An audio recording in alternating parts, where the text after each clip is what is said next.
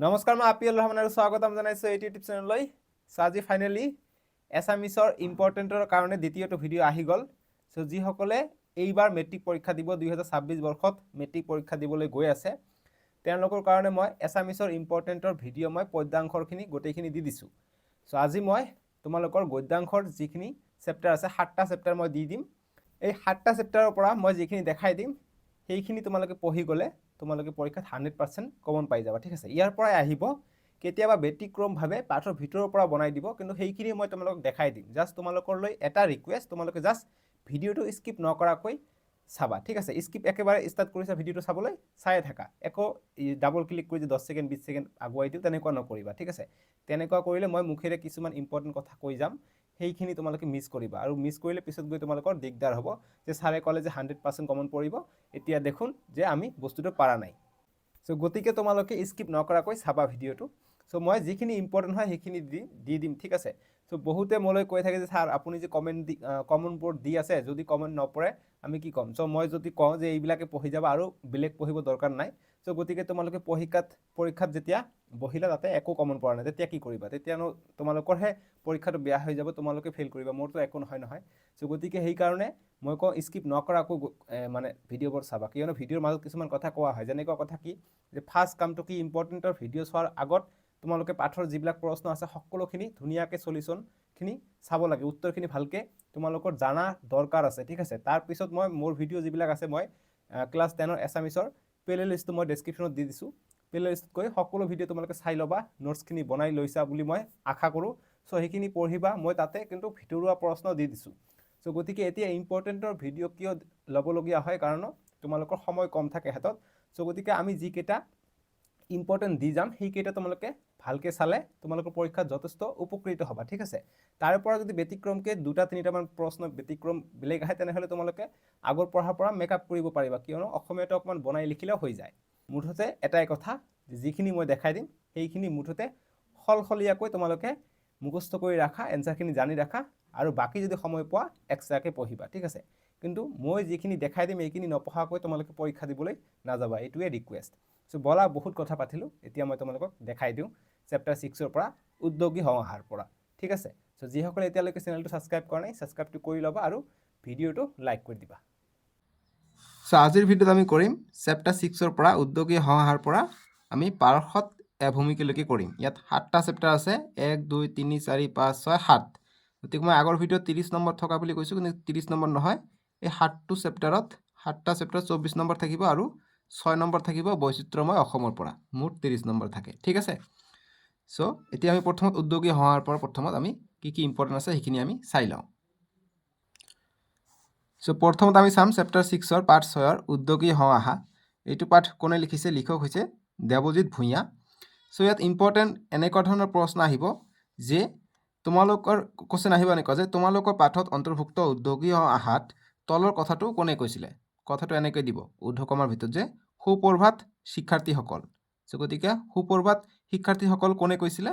এই কথাষাৰ কোন ছাৰে কৈছিলে? এনেকুৱা ধৰণৰ প্ৰশ্ন আহিব। গতিকে এয়া কৈছিলে প্ৰকাশ গোস্বামী ছাৰে কৈছিলে, ঠিক আছে। তাৰপিছত প্ৰথম যেনেকুৱা তোমালোকৰ পাঠভিত্তিকত প্ৰশ্ন আছে যে 10ম শ্ৰেণীকোঠাত কোনে সোমাইছিল ৰাতিপুৱা? গতিকে প্ৰকাশ গোস্বামী। গতিকে প্ৰশ্নটো অকণমান ঘূৰাই পকাই দিব পাৰে, সেইকাৰণে প্ৰকাশ গোস্বামী ছাৰৰ নামটো ইম্পৰ্টেণ্ট। তাৰপিছত যে ইয়াত এটা প্ৰশ্ন আছে যে সফল উদ্যোগী হ'বলৈ কিয় কঠিন? কাৰণ সফল উদ্যোগী হ'বলৈ কিয় কঠিন? কাৰণ সফল উদ্যোগী হ'বলৈ কি লাগে? ধৈৰ্য লাগে, একাগ্ৰতা লাগে, নিয়মানুবৰ্তিতা লাগে, সময়ানুবৰ্তিতা লাগে, আত্মবিশ্বাস লাগে, আৰু হাৰ নমনা মনোবৃত্তি। এইবিলাক লাগে কাৰণে খুবেই কঠিন, ঠিক আছে। চ' ইয়াৰ পৰা তোমালোকৰ বস্তুখিনি আমি আকৌ এইবিলাক প্ৰশ্ন আছে তোমালোকৰ যি ক্ৰিয়াকলাপ দি আছে মই দেখাই দিওঁ। এইবিলাক প্ৰশ্ন আমি আকৌ পাম, তাতে প্ৰশ্নাৱলীত আমি পাই যাম এইবিলাক প্ৰশ্ন। চ' এইবিলাকৰ সলিউশ্যন মই ধুনীয়াকৈ দি দিছোঁ, তোমালোকে ডেছক্ৰিপশ্যনত দিয়া প্লে লিষ্টত গৈ চাব পাৰিবা চেপ্টাৰ 6টোৰ, ঠিক আছে। চ' গতিকে যিখিনি বস্তু ভিতৰত থাকে সেইখিনি বস্তু পঢ়িবলগীয়া হয়। কেতিয়াবা প্ৰশ্নাৱলীৰ পৰা প্ৰশ্ন নিদি ভিতৰৰ পৰা বনাই দিব পাৰে, ঠিক আছে। চ' সেইকাৰণে ভিতৰত যিখিনি ইম্পৰ্টেণ্ট সেইখিনি মই তোমালোকক দেখাই দিওঁ, আৰু সেইকাৰণে কৈ আছোঁ যে তোমালোকে কিন্তু ভিডিঅ'টো স্কিপ নকৰিবা মানে নকৰিবাই, কৰিলে কিন্তু তোমালোকৰ প্ৰব্লেম হৈ যাব, ঠিক আছে। সো এনেকুৱা ধৰণৰ প্ৰশ্ন আহিব পাৰে যে এজন সফল উদ্যোগী হোৱাৰ কাৰণে কি কি দৰকাৰ। সো এইখিনি দৰকাৰ, ইয়াৰ পৰা ইয়ালৈ এইখিনি দৰকাৰ, ঠিক আছে। তাৰপিছত তোমালোকে নেক্সট পাঠৰ ভিতৰৰ পৰা যদি বনাই দিয়া, তোমালোকে কিছুমান কোম্পানী কোনে কোনে মানে বনাইছিলে সেইখিনিৰ ওপৰতো তোমালোকৰ প্ৰশ্ন আহে, ঠিক আছে। যেনেকুৱা কোকা-কোলাৰ এটা কোম্পানীৰ এড এটা আছে, যেনেকুৱা কোকা-কোলা কোম্পানীৰ এটা বিজ্ঞাপন তোমালোকে নিশ্চয় দেখিছা, য'ত কয় eat cricket, sleep cricket, dream cricket, drink cricket. So এইটো কি কোম্পানীৰ বিজ্ঞাপন। সো তোমালোকে নিশ্চয়কৈ এনচাৰটো কৰিব লাগিব যে এইটো কোকা-কোলা কোম্পানীৰ বিজ্ঞাপন, ঠিক আছে। এনেকুৱা ধৰণৰ কিন্তু ভিতৰৰ পৰা প্ৰশ্ন বনাই দিব পাৰে, ঠিক আছে। যেনেকুৱা ইনফোচিছৰ ওপৰত প্ৰশ্ন আহে কেতিয়াবা যে ইনফোচিছ কোম্পানীটো কোনে বনাইছিলে। সো এইটো কোনে বনাইছিলে, নাৰায়ণ মূৰ্তিয়ে বনাইছিলে, ঠিক আছে। তেওঁ ভাৰতবৰ্ষৰ তথা বিশ্বৰ এজন সফল উদ্যোগী। ইনফোচিছ কোম্পানীৰ প্ৰতিষ্ঠাপক কোন, নাৰায়ণ মূৰ্তি। এইটোও ইম্পৰ্টেণ্ট, পৰীক্ষাত প্ৰশ্ন আহে, বা ডাইৰেক্ট এনেকুৱা ধৰণৰ প্ৰশ্ন আহে অকণমান ঘূৰাই যে নাৰায়ণ মূৰ্তি কোনটো কোম্পানীৰ প্ৰতিষ্ঠাপক। সো এনচাৰ কৰিব লাগিব ইনফোচিছ, ঠিক আছে। সো এনেকুৱা ধৰণৰ কিন্তু প্ৰশ্ন আহে, খুবেই ইম্পৰ্টেণ্ট। মানে কি ক'ম আৰু, যিসকলে ইমান দিনে পৰা নাই এইটো ভিডিঅ' অকণমান চাই অকণমান ৰিভিজন কৰি লোৱা, 90% কমন পায়ে যাবা। আৰু যদি সব ঠিকে থাকে 100% কমন পাবা, ঠিক আছে। সো গতিকে সেইকাৰণে একেবাৰে ৰিস্ক ল'ব নকওঁ। সো গতিকে এইবিলাক পঢ়িবা, মই যিখিনি দেখাই দিওঁ তাৰ উপৰিও তোমালোকে সময় পালে এক্সট্ৰাকৈ পঢ়িবা, ঠিক আছে। তাৰপিছত নেক্সট তোমালোকে চালে যে এণ্টাৰপ্ৰিনৰ মানে কি, এইটো প্ৰশ্ন আহিব পাৰে, ঠিক আছে। এণ্টাৰপ্ৰিনৰ বা উদ্যোগী কি। উদ্যোগী কি, যিয়ে বেলেগ ধৰণে ভাবে, ঠিক আছে। বেলেগ ধৰণে কিবা এটা কাম কৰে, যেনেকুৱা ষ্টাৰ্টআপ বুলি কয়, সেইটো হৈছে এণ্টাৰপ্ৰিনৰ, ঠিক আছে। কিবা এটা নতুন এটা বস্তু খুলিলে, কোম্পানী খুলিলে, কিবা এটা মানুহৰ প্ৰব্লেম হৈছে সেইটো সলিউশ্যনৰ কাৰণে কিবা এটা বস্তু আৱিষ্কাৰ কৰিলে, তাকে এণ্টাৰপ্ৰিনৰ বুলি কোৱা হয়, ঠিক আছে। যেতিয়া ইয়াত এটা ইম্পৰ্টেণ্ট বস্তু আছে যে বাল্ব কোনে তৈয়াৰ কৰিছিল, গতিকে বাল্বৰ বিষয়ে দিছে। গতিকে বিখ্যাত বৈজ্ঞানিক টমাছ আলভা এডিছনে ইলেক্ট্ৰিক বাল্ব তৈয়াৰ কৰিছিল। তেওঁ বাৰে বাৰে বিফল হৈছিল, কিন্তু তথাপি কি হৈছিলে যে মই বিফল হোৱা নাই। গতিকে বাৰে বাৰে চেষ্টা কৰি তেওঁ এইটো ওলাইছিল। কিমান বাৰ কৰিছিলে, যে তেওঁ 1, 10, 100, 10,000 ধৰণে কৰিছিলে, তথাপি কাম কৰা নাই, আৰু বেলেগভাৱে কৰিহে তেওঁ বাল্বটো আৱিষ্কাৰ কৰিছিলে, ঠিক আছে। দেখিছা, গতিকে এবাৰ কৰিলে যে হ'ব তেনেকুৱা নহয়, বাৰে বাৰে মানে চেষ্টা কৰিলে হৈ যায়। তেনেকুৱা ওপৰত তোমালোকে চাবা যে নেম কেয়াৰ হস্পিটেলৰ বিষয়ে দিয়া আছে। সো নেম কেয়াৰ হস্পিটেলৰ স্বেচ্ছাধিকাৰী কোন আহিব পাৰে, ঠিক আছে। যেনেকুৱা ডাউন টাউন হস্পিটেলৰ স্বেচ্ছাধিকাৰী শ্ৰী নৰেন্দ্ৰনাথ দত্ত। তেনেকুৱা নেম কেয়াৰ হস্পিটেলৰ স্বেচ্ছাধিকাৰী কোন, হিতেশ বৰুৱা। গতিকে এইবিলাক নাম ইম্পৰ্টেণ্ট, ঠিক আছে। সো নেক্সট আমি যদি যাওঁ, যে ইয়াত এটা মই কথা দগাইছোঁ যে তোমালোকে চাবা, ইয়াত উইলিয়াম শ্বেক্সপিয়াৰৰ কথা কৈছিল, যে উইলিয়াম শ্বেক্সপিয়াৰে কি কৈছিলে, যে আমাৰ ভাগ্য অৰ্থাৎ ডিগনিটি, ঠিক আছে, ডেষ্টিনি, আমাৰ ভাগ্য ডেষ্টিনি, তাৰমানে ডেষ্টিনি। গতিকে আমাৰ ভাগ্য গ্ৰহ নক্ষত্ৰই নিৰূপণ নকৰে, ই আমাৰ নিজৰ ভিতৰতে থাকে। গতিকে এই কথাষাৰ কোনে কৈছিলে, যদি পৰীক্ষাত আহে আমি লিখিম উইলিয়াম শ্বেক্সপিয়াৰে কৈছিলে, ঠিক আছে। তাৰপিছত নেক্সট, যে আপুনি যদি দুখীয়া হৈ জন্ম হৈছে সেয়া আপোনাৰ ভুল নহয়, কিন্তু আপুনি যদি দুখীয়া হৈ মৰে সেয়া আপোনাৰ ভুল। গতিকে এইটো কথা কোনে কৈছে, গতিকে এইটো কথা বিশ্ববিখ্যাত উদ্যোগী তথা মাইক্ৰ'ছফ্টৰ প্ৰতিষ্ঠাপক বিল গেটছে কৈছিলে।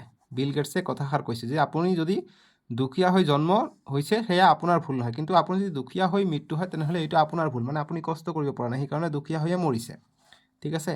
তেনেকুৱা ধৰণৰ কথা। গতিকে ডাঙৰ মানুহ ডাঙৰ কথা কয়, আৰু এইবিলাকে আমাৰ মটিভেশ্যন, ঠিক আছে। গতিকে মটিভেশ্যন কি হয়, অভিৰচন কি হয়, এইটো পৰীক্ষাত আহিব পাৰে। চ' মটিভেশ্যন কি, যি বস্তু আমাক প্ৰেৰণা দিয়ে, ঠিক আছে, সেইটো হৈছে মটিভেশ্যন। চ' গতিকে এনেকুৱা ধৰণৰ ব্যক্তিৰ বাণী শুনি আমি প্ৰেৰণা পাওঁ যে আমিও এদিন তেনেকুৱা হ'ম, বুজি পাইছা। চ' এতিয়া নেক্সট লেখকৰ পৰিচয় অকণমান চাবা, কিয়নো লেখকৰ পৰিচয়ৰ পৰা তোমালোকৰ প্ৰশ্ন অহা দেখা যায়।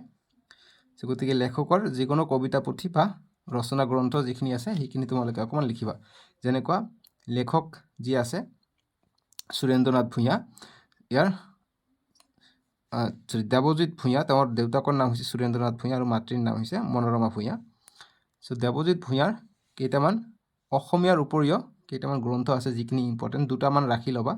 যেনেকুৱা যে অসমীয়া গ্ৰন্থ ৰচনা কৰাৰ উপৰিও তেওঁ বাটাৰফ্লাই, মি টু আৰু বহুতো ৰচনা কৰিছিলে। যিকোনো দুটা তোমালোকে মনত ৰাখিবা, আহিব পাৰে পৰীক্ষাত, যে দেৱজিৎ ভূঞা অসমীয়া গ্ৰন্থৰ বাহিৰেও ৰচনা কৰা দুখন গ্ৰন্থপুথিৰ নাম লিখা।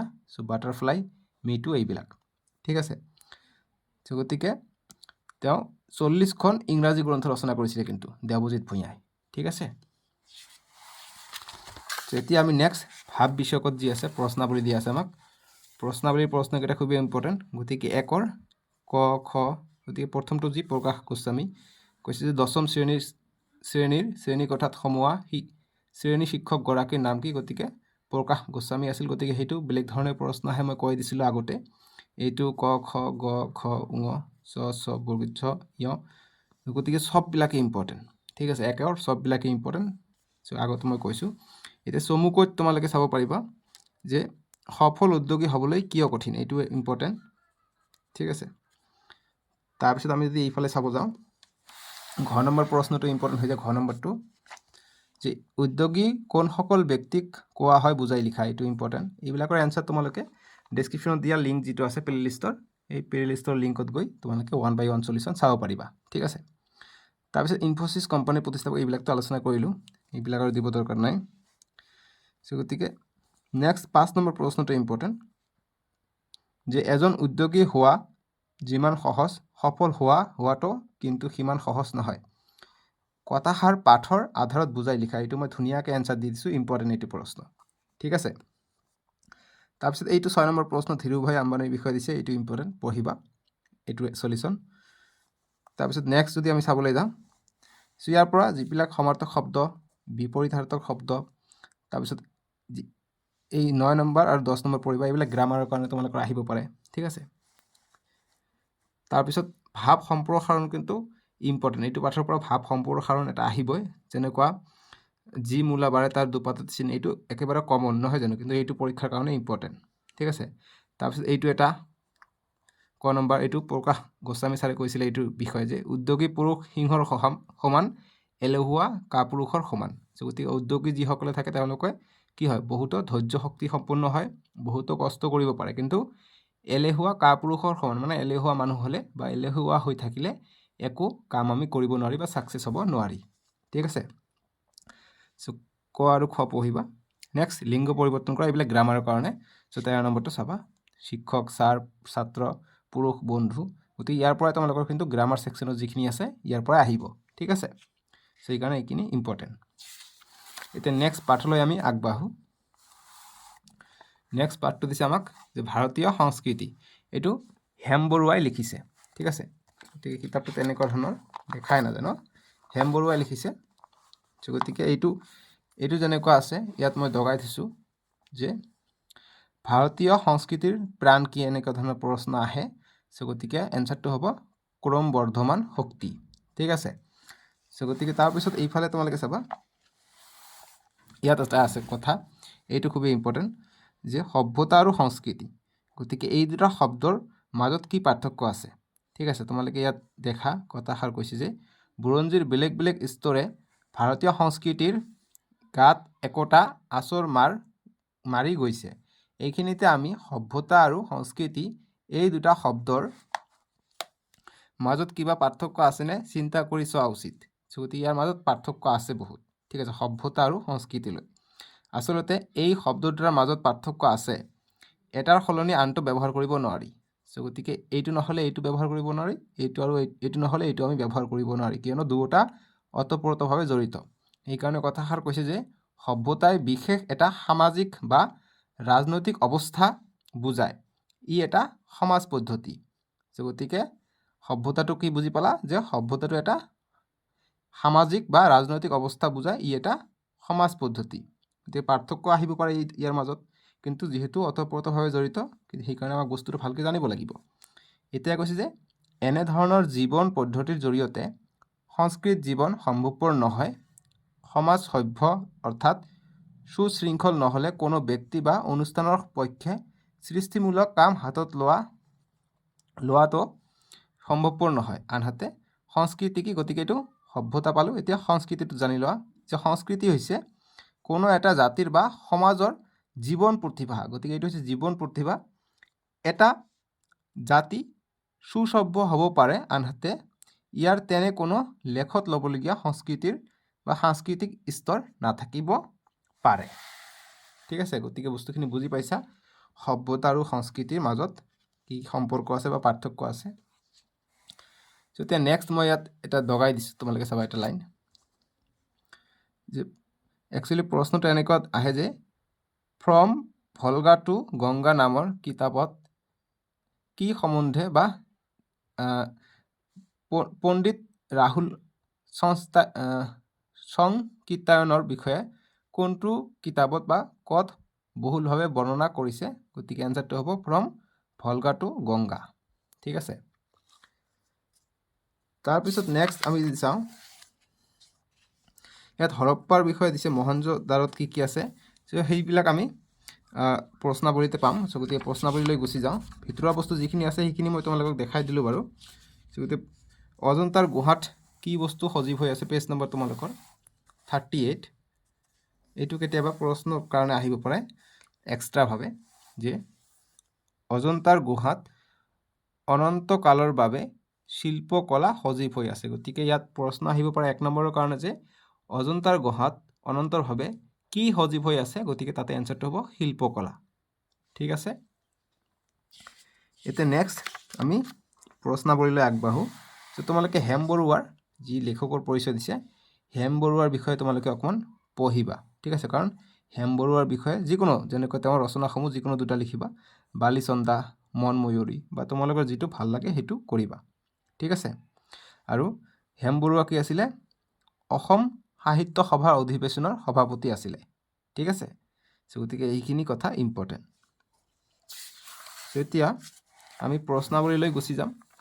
প্ৰশ্নাৱলীত ভাৱ বিষয়কত আমি 1 নম্বৰটোৰ কোৱেশ্যন আমি চালোঁই। 1, 2, 3, 4, 5 এইবিলাক প্ৰশ্ন ইম্পৰ্টেণ্ট 1 নম্বৰৰ কাৰণে। তাৰপিছত 6 নম্বৰ অজন্তাৰ ছবিবোৰত প্ৰকাশ পোৱা ভাৱ বস্তু 2টা কি কি। গতিকে এইটো ইম্পৰ্টেণ্ট 7 নম্বৰ। তাৰপিছত যে ভাৰতীয় সংস্কৃতি পাঠ্যৰ সাৰাংশ লিখা। গতিকে সাৰাংশ কেতিয়াবা আহিব পাৰে। গতিকে 11 নম্বৰ ইম্পৰ্টেণ্ট। ভাৰতীয় সংস্কৃতি এক বিৰাট সমন্বয়ৰ বস্তু। এই কথাষাৰ কিমান দূৰ যুক্তিপূৰ্ণ, ভাৰতীয় সংস্কৃতি পাঠ্যৰ আধাৰত বিচাৰ কৰা। গতিকে 12 নম্বৰটো ইম্পৰ্টেণ্ট। তাৰপিছত অজন্তাৰ গুহাৰ শিল্পকলাৰ এটি বিৱৰণ দিয়া। গতিকে 15 নম্বৰটো ইম্পৰ্টেণ্ট।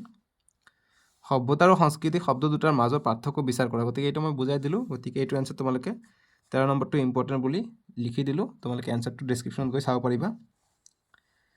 তাৰপিছত ব্যাখ্যা কৰাৰ ওপৰত তোমালোকে 6 নম্বৰটো ইম্পৰ্টেণ্ট চাবা যে ভাৰতৰ বুৰঞ্জী হৈছে ৰাজ্যৰ উত্থান পতন ভঙা গঢ়াৰ সবিশেষ বুৰঞ্জী, আৰু ভাষা বিষয়কত গ্ৰামাৰ দিয়া আছে। গতিকে এইবিলাক গ্ৰামাৰৰ কাৰণে ইম্পৰ্টেণ্ট। ঠিক আছে, গতিকে তথাপি চাবা সন্ধি ভাঙা বিশেষ্য বা বিশেষণলৈ কেনেকৈ নিয়া হয়, এইবিলাক গ্ৰামাৰত কিন্তু আহে। ঠিক আছে, নেক্সট পাৰ্টটো হৈছে আমাৰ অসমৰ জনগোষ্ঠীৰ গাঁথনি আৰু সংস্কৃতি, লিখিছে আব্দুছ ছাত্তাৰে। ঠিক আছে, গতিকে ইয়াত তোমালোকে চাবা, ইয়াত ইম্পৰ্টেণ্ট কথা মই দগাই দিছোঁ যে ত্ৰয়োদশ শতিকাত হুং উপত্যকাৰ পৰা অহা আৰু চীন দেশৰ দক্ষিণ পশ্চিম অঞ্চলৰ পৰা অহা মংগোলীয় বহিৰাগত গোষ্ঠীৰ কাৰণে অসমেই আছিল স্থিতি লোৱা ঠাই। গতিকে অসম কাৰ বাবে স্থিতি লোৱা ঠাই আছিলে। গতিকে ত্ৰয়োদশ শতিকাত হুং উপত্যকাৰ পৰা অহা চীন দেশৰ দক্ষিণ পশ্চিম অঞ্চলৰ পৰা অহা মংগোলীয় বহিৰাগত গোষ্ঠী আমাৰ অসমত বাস কৰিছিলে। ঠিক আছে, তাৰপিছত তলত তোমালোকে চাব পাৰিবা যে অসমখনেই যাদু মন্ত্ৰ আৰু ঐন্দ্ৰজালিক বিদ্যাৰ কাৰণে প্ৰাচীন কালৰে পৰা প্ৰসিদ্ধ। গতিকে অসমখন প্ৰাচীন কালৰে পৰা কিহৰ কাৰণে প্ৰসিদ্ধ, প্ৰশ্ন আহিব পাৰে। আমি উত্তৰটো কৰিম যে যাদু মন্ত্ৰ আৰু ঐন্দ্ৰজালিক বিদ্যাৰ কাৰণে অসমখন প্ৰাচীন কালৰে পৰা প্ৰসিদ্ধ। ঠিক আছে, নেক্সটলৈ আমি যদি আগবাঢ়োঁ তেনেহ'লে তোমালোকে তলত চাবা যে বস্তুখিনি তোমালোকে নিজাববীয়াকৈ অকণমান পঢ়িবা, গতিকে ইয়াত মই দগাই থোৱা নাই, গতিকে মই তথাপি চাই আছোঁ এবাৰকৈ যাতে কিবা বস্তু মিছ হৈ নাযায়। যিখিনি ইম্পৰ্টেণ্ট আছে সেইখিনি মই দগাই থোৱা আছে। গতিকে ইয়াত এটা প্ৰশ্ন হয় বুলি এটা কথা আছে, যদি ভিতৰুৱা প্ৰশ্ন দিয়ে কেতিয়াবা, যে প্ৰশ্ন হয়, কি প্ৰশ্ন হয়? প্ৰশ্ন হয় বুলি দিছে যে বিভিন্ন ধৰ্মাৱলম্বী আৰু বিভিন্ন জনগোষ্ঠী থকা সত্ত্বেও এই সকলোবোৰ কেনেকৈ অসমীয়া হৈছে? এইটো এটা প্ৰশ্ন, যে অসমত বিভিন্ন জনগোষ্ঠী থকা সত্ত্বেও সকলোৱে কেনেকৈ অসমীয়া হৈছে। চ' আমি এনচাৰখিনি ইয়াতে পাম, যে মিচিং, কছাৰী, তিৱা, কাৰ্বি, দেউৰী আদি সম্প্ৰদায়ে নিজ নিজ ভাষা জীয়াই ৰখাৰ উপৰি অসমীয়া ভাষাটো বুজে আৰু কয়। বাহিৰৰ পৰা অহা সকলোৱে এই অসমীয়া ভাষাৰেই এইসকল মূলৰ গোষ্ঠীসকলৰ লগত ভাৱৰ আদান প্ৰদান কৰে। সেয়েহে মেঘালয়, নাগালেণ্ড, অৰুণাচলকে লৈ এই গোটেই অঞ্চলৰ সামূহিক ভাষাটো আছিল অসমীয়া। ঠিক আছে, আৰু সেইকাৰণে সকলোৱে বিভিন্ন ধৰ্মাৱলম্বী আৰু বিভিন্ন জনগোষ্ঠী থকা সত্ত্বেও সকলোৱে অসমীয়া হৈছে। বাছ ইমানখিনি লিখিবা হৈ যাব। ঠিক আছে, তাৰপিছত যে এনেকুৱা ধৰণৰ এটা প্ৰশ্ন আহে যে অসমত চাহ উদ্যোগ প্ৰতিষ্ঠা কোন অহাৰ পৰা হৈছিলে? গতিকে ব্ৰিটিছ আহিল, অৰ্থাৎ ব্ৰিটিছ অহাৰ পৰা অসমত চাহ উদ্যোগ প্ৰতিষ্ঠা হৈছিলে। ঠিক আছে, তাৰপিছত আমি যদি চাবলৈ যাওঁ, গতিকে ইয়াত ভাৰত স্বাধীনৰ কথা যিহেতু উল্লেখ আছে, গতিকে তোমালোকে এইটো দিবা। গতিকে ভাৰত স্বাধীন কেতিয়া হৈছে? অলৰেডি আমি জানো যে ভাৰত স্বাধীন হ'ল 1947 চনৰ 15 আগষ্টত। ঠিক আছে, আৰু যেতিয়া দেশ বিভাজন হৈছিলে, দেশ বিভাজন হ'ল পাকিস্তানলৈ যোৱাসকল গুচি গ'ল। যিসকলে পাকিস্তানলৈ যাব বিচাৰিছে তাক যাব দিয়া হ'ল, আৰু কালক্ৰমত পূব পাকিস্তান গৈ বাংলাদেশ হ'ল। গতিকে বাংলাদেশৰ পুৰণি নাম যদি আহে পৰীক্ষাত, সেইটো হ'ব পূব পাকিস্তান। ঠিক আছে, এতিয়া নেক্সট ইয়াত এটা কথা আছে যে এটা সময়ত ব্ৰিটিছ গ'ল, চাহ উদ্যোগ ৰল, ৰেলগাড়ী ৰল আৰু প্লেন ৰল। গতিকে প্ৰশ্ন আহিব পাৰে যে অসমত ব্ৰিটিছ যোৱাৰ পিছতো অসমত কি কি থাকিল? গতিকে চাহ উদ্যোগ থাকিলে, ৰেলগাড়ী থাকিলে আৰু প্লেন থাকিলে। ঠিক আছে, এতিয়া আব্দুছ ছাত্তাৰৰ বিষয়ে অকণমান লেখকৰ পৰিচয় হিচাপে দিছে। আব্দুছ ছাত্তাৰ কিন্তু অসম সাহিত্য সভাৰ প্ৰধান সম্পাদক আছিলে। ঠিক আছে, এইখিনি তোমালোকে ইম্পৰ্টেণ্ট। গতিকে এতিয়া পাঠবোৰ দিছে। এতিয়া নেক্সট আমি প্ৰশ্নাৱলী চাম। প্ৰশ্নাৱলীৰ কি কি ইম্পৰ্টেণ্ট আছে সেইখিনি তোমালোকক দেখাই দিম। প্ৰশ্নাৱলীৰ অতি চমুত্ৰৰ ক, খ, গ, ঘ, ঙ আটাইকেইটা পঢ়িবা, ইম্পৰ্টেণ্ট। এতিয়া 2ৰ কাৰণে ইম্পৰ্টেণ্ট তোমালোকৰ হ'ব যে গ নম্বৰটো ইম্পৰ্টেণ্ট, যে চাহ উদ্যোগৰ কৰ্মীসকল কোন? তেওঁলোক কৰ পৰা অসমলৈ আহিল? আৰু ঘ নম্বৰ ইম্পৰ্টেণ্ট, যে পাত্ৰিত থকা খাদ্যবস্তু এখন তালিকা প্ৰস্তুত কৰা। গতিকে কি খাদ্যবস্তু আছে সেইখিনিৰ বিষয়ে অকণমান দিলে হ'ল, 2 নম্বৰৰ কাৰণে আহিব পাৰে। ঠিক আছে, গতিকে যদি এনচাৰবোৰ নোৱাৰা, ডেছক্ৰিপশ্যনত মই প্লেলিষ্ট বনাই দিছোঁ, তাৰ পৰা তোমালোকে এনচাৰবোৰ চাই ল'ব পাৰিবা। মই যিখিনি দগাই দি আছোঁ সেইখিনি পঢ়িবা, তাৰপিছত যদি সময় পোৱা আৰু বেছিকৈ পঢ়িবা, কাৰণ মেট্ৰিক পৰীক্ষাত পঢ়িও শেষ দিব নোৱাৰি। ভাগ্য ভাল হ'লে ইয়াৰ পৰাই পঢ়িব, ভাগ্য বেয়া হ'লে কিন্তু ইয়াৰ পৰা নপঢ়িবা, সেইটো কিন্তু মনত ৰাখিবা। সেইকাৰণে এইখিনি পঢ়িবা, মাষ্ট ইম্পৰ্টেণ্ট কাৰণে, আৰু সময় থাকিলে বাকীবোৰো পঢ়িবা। এতিয়া 3 নম্বৰ প্ৰশ্নটো ইম্পৰ্টেণ্ট, যে অসমৰ পুৰণি সাহিত্যৰ সমলবোৰ কি কি? তাৰপিছত 4 নম্বৰ, যে অসমৰ বৈচিত্ৰ্যপূৰ্ণ জনগোষ্ঠীৰ গাঁথনিতে অসমীয়া সংস্কৃতিৰ বৈশিষ্ট্য ৰক্ষা পৰিছে। কথাষাৰৰ গুৰুত্ব ব্যাখ্যা কৰি অসমৰ জনগোষ্ঠীৰ বৈচিত্ৰ্যৰ কথা বৰ্ণনা কৰা, এইটো ইম্পৰ্টেণ্ট। ঠিক আছে, তাৰপিছত 6 নম্বৰ প্ৰশ্নটো ইম্পৰ্টেণ্ট, যে এটা সংমিশ্ৰিত সংস্কৃতি সম্পন্ন জাতি, ইয়াক নুই কৰাৰ কোনো যুক্তি নাই, যুক্তিতৰ্কৰ আৱশ্যক নাই। ইয়াত লিখকে কাক আৰু কি সংস্কৃতি সম্পন্ন জাতি বুলি কৈছে? নুই কৰাৰ কোনো যুক্তিতৰ্কৰ আৱশ্যক নাই বোলা কথাষাৰৰ সত্যাসত্য বিচাৰ কৰা, এইটো ইম্পৰ্টেণ্ট। ঠিক আছে, তাৰপিছত তোমালোকে 7 নম্বৰটো পঢ়িবা, আৰু 8 নম্বৰ ব্যাখ্যা কৰা তোমালোকে ক নম্বৰ আৰু খ নম্বৰ পঢ়িবা। তাৰে ভিতৰত খ নম্বৰটো আৰু বেছি ইম্পৰ্টেণ্ট, যে এই গোটবোৰ হ'ল স্বতঃপ্ৰণোদিতভাৱে হোৱা প্ৰক্ৰিয়া। ঠিক আছে, আৰু যিটো আছে ক নম্বৰ, যে দেখা যায় সকলোকে বান্ধি থোৱা এনাজৰীডাল আছিল অসমীয়া ভাষা, ক আৰু খ। ঠিক আছে, আৰু ইয়াত দিছে সন্ধি ভঙা। গতিকে এইবিলাক গ্ৰামাৰৰ কাৰণে, এইবিলাক চববিলাকে ইম্পৰ্টেণ্ট, পঢ়িবা, গ্ৰামাৰৰ কাৰণে চবেই ইম্পৰ্টেণ্ট হৈ যায়। ঠিক আছে, 1 2 3 এতিয়া আমাক দিছে ইণ্টাৰনেটৰ তিতা মিঠা ডক্টৰ প্ৰণয় দত্তই লিখিছে চ' এইখিনি তোমালোকে ইম্পৰ্টেণ্ট যেনেকুৱা ইয়াত দশম শ্ৰেণীত উত্তীৰ্ণ হোৱাৰ পিছত কিছু ধুনীয়া এটা কাহিনী হয় একচুৱেলি কম্পিউটাৰ গিফ্ট কৰিছে কম্পিউটাৰৰ ইয়াৰ সুফল দুফলো দিছে মানে কি কি সুবিধা আছে কি কি অসুবিধা আছে এইবিলাকৰ কথা উল্লেখ কৰিছে এই পাঠটোত যেনেকুৱা কোহলিয়ে কি কিনি দিছিলে কম্পিউটাৰ কিনি দিয়াৰ কথা কৈছিলে চ' ইয়াত তোমালোকৰ ইম্পৰ্টেণ্ট হৈ যায় যে ইণ্টাৰনেটৰ শব্দৰ অৰ্থ কি বা নেট যিটো আছে সেইটো চ' গতিকে ইণ্টাৰনেট যিটো আছে ইণ্টাৰনেট চ' পঢ়ি দিওঁ যে তাই মাত্ৰ জানে মানে কুঁৱলীয়ে জানে যে ইণ্টাৰ কানেকশ্যন অফ নেটৱৰ্ক এই শব্দকেইটাৰ প্ৰথম অংশৰ সংযোজন ঘটি ইণ্টাৰনেট শব্দৰ সৃষ্টি হৈছে চ' ইয়াৰ কাৰণে প্ৰশ্নটো এনেধৰণে আহে পৰীক্ষাত যে ইণ্টাৰনেট শব্দৰ সৃষ্টি কোন দুটা শব্দৰ বা কেনেকৈ সৃষ্টি হৈছে এনচাৰটো হ'ব ইণ্টাৰ কানেকশ্যন অফ নেটৱৰ্ক এই শব্দকেইটাৰ প্ৰথম অংশৰ সংযোজন ঘটি ইণ্টাৰনেট শব্দৰ সৃষ্টি হৈছে ঠিক আছে চ' এইটো পাঠৰ কাৰণে তোমালোকৰ যি পৰীক্ষাত ভাইৰাছ কি ভাইৰাছটো ইম্পৰ্টেণ্ট আৰু ভাইৰাছৰ সম্পূৰ্ণ নাম 55 পেজত আছে চ' ভাইৰাছৰ সম্পূৰ্ণ নাম হৈছে ভাইটেল ইনফৰমেশ্যন ৰিচোৰ্চেছ আণ্ডাৰ চিজ ঠিক আছে চ' এতিয়া আমি প্ৰশ্নাৱলীলৈ যাম কিয়নো প্ৰশ্নাৱলী এইটো পাঠৰ কাৰণে ইম্পৰ্টেণ্ট বাকী ভিতৰত তেনেকুৱা নাহে চ' যিখিনি আহে সেইখিনি মই কৈ দিলোঁ চ' এতিয়া একৰ চমুকৈ উত্তৰ লিখাত ক নম্বৰ ইম্পৰ্টেণ্ট যে দেউতাকে কুঁৱলীক কিয় কম্পিউটাৰ উপহাৰ দিছিল খ নম্বৰ যে ইণ্টাৰনেট কি গ নম্বৰ কুঁৱলীয়ে প্ৰথম কালৈ ইমেইল কৰিছিল খ নম্বৰ যে পূজাৰ বন্ধত কুঁৱলীহঁতে কলৈ যোৱাৰ সিদ্ধান্ত লৈছিল ঙ নম্বৰ ভাইৰাছ কি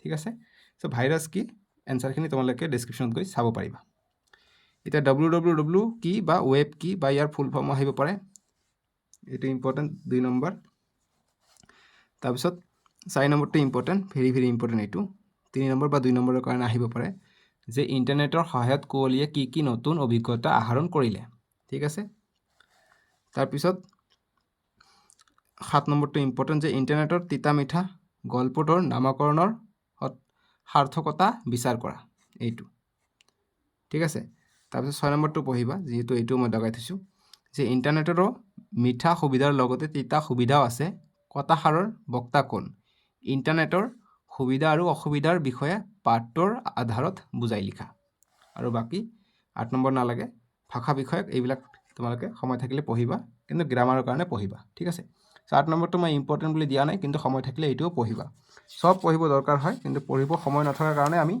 ইম্পৰ্টেণ্টখিনি দি দিওঁ যাতে তোমালোকে অকণমান ৰিভিজনটো তোমালোকৰ কৰাত সুবিধা হয় ঠিক আছে চ' নেক্সট পাৰ্টটো হৈছে অৰুণিমা সিনহা কোনে লিখিছে জয়শ্ৰী গোস্বামী মহন্তই লিখিছে চ' তেওঁ কেনেকৈ লাইফত তেওঁৰ এক্সিডেণ্ট হৈছিলে মাউণ্ট এভাৰেষ্ট জয় কৰিছিলে সেইবিলাকৰ কথা ইয়াত উল্লেখ আছে চ' এইটো পাঠৰ কাৰণে আমাৰ যি চ' তেওঁৰ ঘৰ ক'ত আছিলে এইটো তোমালোকে জানি থোৱা এইটো ইম্পৰ্টেণ্ট চ' অৰুণিমা সিনহাৰ ঘৰ আছিলে উত্তৰ প্ৰদেশত ঠিক আছে আৰু তেওঁৰ যি এক্সিডেণ্ট হৈছিলে সেইটো 2011 চনৰ ঘটনা সেইকাৰণে এই 2011 চনৰ ঘটনাৰ ওপৰত এইটো পাঠ অলপমান দিছে চ' এইটো পাঠৰ আমি প্ৰশ্নাৱলীলৈ যাম ডাইৰেক্ট তোমালোকে লেখকৰ পৰিচয় অকণমান চাই থবা ডক্টৰ জয়শ্ৰী গোস্বামী মহন্তৰ বিষয়ে ঠিক আছে কি কি কবিতা বা গল্প লিখিছিলে সেইখিনি অকণমান চাবা হৈ যাব দুটাকৈ চাবা হ'ব আৰু পঢ়িব নালাগে প্ৰশ্নাৱলীৰ পৰা আমাৰ ইম্পৰ্টেণ্ট হৈ যায় চ' প্ৰশ্নাৱলীত আমাক দিছে চ' একৰ চববিলাক ইম্পৰ্টেণ্ট বুলি মই আগতে কৈছোঁ চমুকৈ উত্তৰ লিখাত ক খ গ ঘ ঙ চব ইম্পৰ্টেণ্ট ঠিক আছে তাৰপিছত এতিয়া 2 নম্বৰ বা 3 নম্বৰৰ কাৰণে অকণমান চাই চিতি পঢ়িব লাগে যিহেতু সময়ৰ অভাৱ হৈ যায় চ' গতিকে তোমালোকে 3 নম্বৰ প্ৰশ্নটো ইম্পৰ্টেণ্ট যে এইবাৰৰ কাৰণে ইম্পৰ্টেণ্ট 2026 বৰ্ষৰ মেট্ৰিক পৰীক্ষাৰ কাৰণে যে অৰুণিমাৰ সপোন পূৰণ কৰাৰ ক্ষেত্ৰত বাচেন্দ্ৰী পালে কেনেদৰে সহায় কৰিছিল ভেৰি ভেৰি ইম্পৰ্টেণ্ট প্ৰশ্ন এইটো ঠিক আছে তাৰপিছত নেক্সট 7 নম্বৰ প্ৰশ্ন ইম্পৰ্টেণ্ট যে এগৰাকী ব্যক্তিয়ে নিজৰ প্ৰতিভাৰে জাতীয় জীৱনত জিলিকি উঠি আন সহস্ৰজনৰ বাবে আশা আৰু প্ৰেৰণাৰ বতৰা কঢ়িয়াই আনে কথাষাৰৰ যুক্তিযুক্ততা অৰুণিমা সিনহাৰ জীৱনৰ আধাৰত বুজাই লিখা এইটো ইম্পৰ্টেণ্ট ভেৰি ভেৰি আৰু বাকী 9 নম্বৰ প্ৰশ্নত যিটো চমু টকা আছে তাতে বাচেন্দ্ৰী পালৰ বিষয়ে ভেৰি ভেৰি ইম্পৰ্টেণ্ট আৰু টেনজিং নৰ্গে ষ্টিফেন হকিংছ এই তিনিওটা বাবে চমু টকা ইম্পৰ্টেণ্ট ঠিক আছে যিকোনো এটা আহিব পাৰে পৰীক্ষাত বাকী গ্ৰামাৰৰ কাৰণে আমি গ্ৰামাৰৰ ভিডিঅ'ত চাম, এইখিনি যদি সময় থাকে পঢ়ি ল'বা। এতিয়া আমাক দি আছে অৰণ্য যাত্ৰা। অৰণ্য যাত্ৰা কোনে লিখিছে? অনুৰাধা শৰ্মা পূজাৰীয়ে লিখিছে। চ' অৰণ্য যাত্ৰাৰ বিষয়ে তোমালোকে পাঠটো অকণমান পঢ়িবা, কিয়নো পাঠৰ ভিতৰৰ পৰা প্ৰশ্ন কেতিয়াবা বনাই দিয়ে। চ' গতিকে এইটো একেবাৰে ধুনীয়া গল্প টাইপৰ হয়, চ' ধুনীয়াকৈ পঢ়িবা বুলি মই ভাবি ল'লোঁ। ঠিক আছে, গতিকে বহুত ধুনীয়া গল্প টাইপৰ। চ' মেট্ৰিক পৰীক্ষা আহি আছে, তোমালোকে পাঠখিনি সম্পূৰ্ণকৈ পঢ়িবা। এইটো পাঠৰ প্ৰশ্নাৱলীখিনি ইম্পৰ্টেণ্ট। চ' পাঠটো অকণমান পঢ়িবা, যাতে পাঠটোৰ সাৰাংশ আহিলে তোমালোকে অকণমান লিখিব পাৰা, বা পাঠটো কিহৰ ওপৰত সেইখিনি অকণমান জানিব পাৰা। যদিও তোমালোকৰ কমন নপৰে বনাই দিয়া, তোমালোকে জাষ্ট অকণমান বনাই যাতে লিখিব পাৰা। ঠিক আছে, চ' যি কি নহওক প্ৰশ্নাৱলী তোমালোকে চমুকৈ উত্তৰ লিখাত 1 নম্বৰ প্ৰশ্ন ইম্পৰ্টেণ্ট। ক নম্বৰ যে বিদ্যালয়ৰ 8ম আৰু 9ম শ্ৰেণীৰ শিক্ষাৰ্থীসকলক কোনখন অৰণ্যলৈ নিয়াৰ সিদ্ধান্ত লৈছিল? খ নম্বৰ ইম্পৰ্টেণ্ট যে পল আৰু পাহি কোন কোন শ্ৰেণীত পঢ়ে? তাৰপিছত 1 নম্বৰৰ চব ইম্পৰ্টেণ্ট মই কৈ দিছোঁ আগতো। চ' গ ইম্পৰ্টেণ্ট, ঘ ইম্পৰ্টেণ্ট হৈ যাব। এতিয়া আমি নেক্সট 3 নম্বৰ প্ৰশ্ন ইম্পৰ্টেণ্ট যে প্ৰকৃতিৰ কোনবোৰ সুন্দৰ নিয়মে পাহিক আকৃষ্ট কৰে? তাৰপিছত নেক্সট 5 নম্বৰ প্ৰশ্ন যে কামত ল'ৰা ছোৱালী বুলি ভাগ নাই, যেনেকৈ কাম ভাগ কৰি দিছোঁ তেনেকৈ কৰা। এই কথাষাৰৰ বক্তা কোন? তেওঁ কিয় এই কথাষাৰ ক'বলগীয়া হৈছিল? আতি গুৰি মাৰি লিখা, এইটো ইম্পৰ্টেণ্ট। ঠিক আছে, নেক্সট 8 নম্বৰ প্ৰশ্ন ইম্পৰ্টেণ্ট যে মহিচন্দ্ৰ মিৰি কোন? কাজিৰঙাক বিশ্ব দৰবাৰত চিনাকি কৰাই দিবলৈ তেওঁ কেনে ভূমিকা লৈছিল? 9 নম্বৰ প্ৰশ্ন ইম্পৰ্টেণ্ট যে নিগনা চিকাৰীৰ প্ৰকৃত নাম কি? তেওঁ কাক প্ৰথমে কাজিৰঙাৰ গড় দেখুৱাইছিল? 10 নম্বৰ ইম্পৰ্টেণ্ট, 8, 9, 10 ইম্পৰ্টেণ্ট যে কাজিৰঙালৈ যাত্ৰা কৰি কি বিশেষ শিক্ষা লাভ কৰিলে বুলি শিক্ষাৰ্থীসকলে শিক্ষক শিক্ষয়িত্ৰীসকলক অৱগত কৰিছিল? আৰু বাকী ভাষা বিষয়কত গ্ৰামাৰৰ কাৰণে ইম্পৰ্টেণ্ট 1, 2 তোমালোকে গ্ৰামাৰৰ কাৰণে চাই ল'বা। ঠিক আছে, এতিয়া অন্তিমটো পাঠ পাৰক্ষত এয়া ভুমুকি, ৰথীন্দ্ৰনাথ গোস্বামীয়ে লিখিছে। চ' গতিকে ইয়াত তোমালোকে যি পাঠটো অকণমান ৰিডিং কৰিবা, বহুতো কথা জানিব পাৰিবা। ঠিক আছে, কিয়নো ইয়াত তোমালোকে চাবা পেজ নম্বৰ 85ত এটা কথা উল্লেখ কৰিছে যে ইৰাণৰ শাসনকালৰ কথা আলোচনা কৰিলে মনলৈ ভাহি অহা শাসকজন হ'ল নাদিৰ শ্বাহ। চ' গতিকে নাদিৰ শ্বাহৰ বিষয়ে অকণমান জানি ল'বা, কাৰণ ইৰাণৰ শাসকৰ কথা মনলৈ আহিলে প্ৰথমলৈ কাৰ কথা মনত আহে? নাদিৰ শ্বাহৰ কথা। ঠিক আছে, চ' এইটো লাইন পঢ়িবা, বুজি পাবা তেওঁ কোন আছিলে। এতিয়া আমি পাঠটো তোমালোকে পঢ়িবা, এইটো তোমালোকৰ হোমৱৰ্ক টাইপৰে দি দিলোঁ, পাঠটো পঢ়িবা। চ' আমি ডাইৰেক্ট লেখকৰ পৰিচয় অকণমান চাই ল'বা, ইম্পৰ্টেণ্ট ৰথীন্দ্ৰনাথ গোস্বামীৰ। চ' আমি প্ৰশ্নাৱলীলৈ আগবাঢ়োঁ, প্ৰশ্নাৱলী খুবেই ইম্পৰ্টেণ্ট। চ' গতিকে 1 নম্বৰৰ কাৰণে চববিলাক প্ৰশ্ন ইম্পৰ্টেণ্ট, মই আগতে কৈছোঁ, সেইকাৰণে চমুকৈ উত্তৰ দিয়াত ক, খ, গ চববিলাক ইম্পৰ্টেণ্ট। ঠিক আছে, মানে যিমানখিনি দিয়া আছে চব ইম্পৰ্টেণ্ট। 1 নম্বৰ এবাৰ পঢ়িলে হৈ যায়, এটা শব্দত অৰ্থ। এনচাৰখিনি মই ধুনীয়াকৈ দি দিছোঁ, তোমালোকে ভিডিঅ'বোৰ চাই ল'বা। চ' গোটেইখিনি পঢ়িবা, খুবেই ইম্পৰ্টেণ্ট। ঠিক আছে, এতিয়া নেক্সট যিটো আহে যে বুৰেশ্বৰ চহৰৰ এটা বৰ্ণনা দিয়া, গতিকে 3 নম্বৰ ইম্পৰ্টেণ্ট। তাৰপিছত ইৰাণৰ ভূতত্বৰ বিষয়ে লিখা, গতিকে এইটো নালাগে। এই 2 নম্বৰটো ইম্পৰ্টেণ্ট, মই এৰি কেনেকৈ গ'লো গম নাপাওঁ। 2 নম্বৰটো ইম্পৰ্টেণ্ট যে তেলৰ বাবে চলোৱা খনন কাৰ্যত মাড লগিং আহিলাসমূহৰ ভূমিকা কি? এইটো ইম্পৰ্টেণ্ট। নেক্সট এই জাগ্ৰত পৰ্বতমালাৰ বিষয়ে তোমাৰ পাঠ্যপুথিৰ সহায়ত লিখা, এইটো ইম্পৰ্টেণ্ট, জাগ্ৰত পৰ্বতমালাৰ বিষয়ে। তাৰপিছত ইৰাণৰ কেইখনমান ঠাইৰ নাম লিখা, এইটো যিকোনো 2খন ঠাইৰ নাম লিখিবা, হৈ যাব। 7 নম্বৰটো ইম্পৰ্টেণ্ট। তাৰপিছত তেহৰানৰ বিমানবন্দৰৰ কথা কৈছে, এইটো ইম্পৰ্টেণ্ট যে তেহৰানৰ বিমানবন্দৰ কেইটা, কি আৰু কোন কোন স্থানত আছে, সেইটো ইম্পৰ্টেণ্ট। তাৰপিছত যদি আমি চাব যাওঁ, ইয়াত 12 নম্বৰটো ইম্পৰ্টেণ্ট যে বেহেস্ত-ই জাহাৰাৰ লগত তেহৰানবাসীৰ সম্পৰ্কৰ বিষয়ে লিখা, ভেৰি ভেৰি ইম্পৰ্টেণ্ট প্ৰশ্ন এইটো। ঠিক আছে, তাৰপিছত শিৰিন ইবাদী কোন? তেওঁৰ সংগ্ৰামৰ বিষয়ে পাঠ্যপুথিৰ সহায়ত লিখা, এইটো ইম্পৰ্টেণ্ট 13 নম্বৰ। তাৰপিছত যদি আমি চাব যাওঁ ইৰাণৰ নৱবৰ্ষ, এইটোত চাবা ইৰাণসকলৰ নৱবৰ্ষ উৎসৱৰ বিৱৰণ দিয়া, এইটো 2 নম্বৰৰ কাৰণে অকণমান লিখিবা। মই শ্বৰ্টকৈ এনচাৰখিনি দি দিছোঁ, মোৰ ভিডিঅ' চালে তোমালোকে গম পাই যাবা। 10 নম্বৰটোৱে চাবা যে স্লাম বাৰ্জাৰ কোম্পানীৰ কাৰ্যালয় ক'ত আছে। চ' 9 নম্বৰটোও চাবা, যিহেতু তেহৰানৰ কথা কৈছে গতিকে তেহেৰানৰ প্ৰাকৃতিক অৱস্থা কেনেকুৱা আছিল এইটো চাবা আৰু বাকী গ্ৰামাৰৰ কাৰণে সকলোখিনি চাবাই ঠিক আছে গ্ৰামাৰৰ কাৰণে কোনটো আহে জাষ্ট আমি যিমান প্ৰেক্টিছ কৰিম গ্ৰামাৰখিনি তেতিয়াহে আমি তাতে সলিউশন কৰিব পাৰিম বা উত্তৰ কৰিব পাৰিম পৰীক্ষাত গ্ৰামাৰবোৰ তেনেকুৱা প্ৰেক্টিছ কৰিলেহে আহে ঠিক আছে এতিয়া নেক্সট আমাক দি আছে কানাই চাতুৰি এইটো নেক্সট ভিডিঅ'ত আমি কৰিম কিয়নো আমি 7টা ভিডিঅ'ৰ কথা কৈছিলোঁ 7টা পাঠৰে আমি ধুনীয়াকৈ ইম্পৰ্টেণ্টখিনি দেখাই দিলোঁ আৰু লগতে উত্তৰ মই কৈ দিলোঁ যিখিনি সম্ভৱ হয় সো নেক্সট ভিডিঅ'ত আমি বৈকল্পিক যিটো আছে গ্ৰুপ বি ইয়াত 4টা পাঠ আছে 1 2 3 4 এই 4টা পাঠৰ মই ধুনীয়াকৈ ইম্পৰ্টেণ্টখিনি দি যাম তাৰপিছত এইটো হ'ব 3 নম্বৰ পাঠ ভিডিঅ'ৰ আৰু 4 নম্বৰ পাঠত মই গ্ৰামাৰ কৰাম আৰু 5 নম্বৰ পাঠত মই তোমালোকৰ যি ৰচনা আছে এছে ধুনীয়াকৈ কি ইম্পৰ্টেণ্ট আছে সেইখিনি দেখাই দিম লাগিলে মই শৰ্টকাট বা শৰ্টকে বা কনচেপচুৱেলাইজ কেনেকৈ ৰচনা লিখে সেইখিনি মই তোমালোকক ধুনীয়াকৈ এনচাৰৰ লগত ৰচনাখিনি দি দিম ঠিক আছে তোমালোকক যদি ৰচনাখিনি এনচাৰৰ লগত লাগে তোমালোকে এইটো ভিডিঅ'তে কমেণ্ট কৰি জনাবা ঠিক আছে সো নেক্সট ভিডিঅ' তোমালোকে ডেছক্ৰিপশ্যনত পাই যাবা নহ'লে স্ক্ৰীনত দিব তাতে ক্লিক কৰি চাব পাৰিবা আৰু তোমালোকে ভিডিঅ'টো লাইক কৰি দিবা ঠিক আছে সো আজিলৈকে আহোঁ দিয়ক বাই বাই টেক কেয়াৰ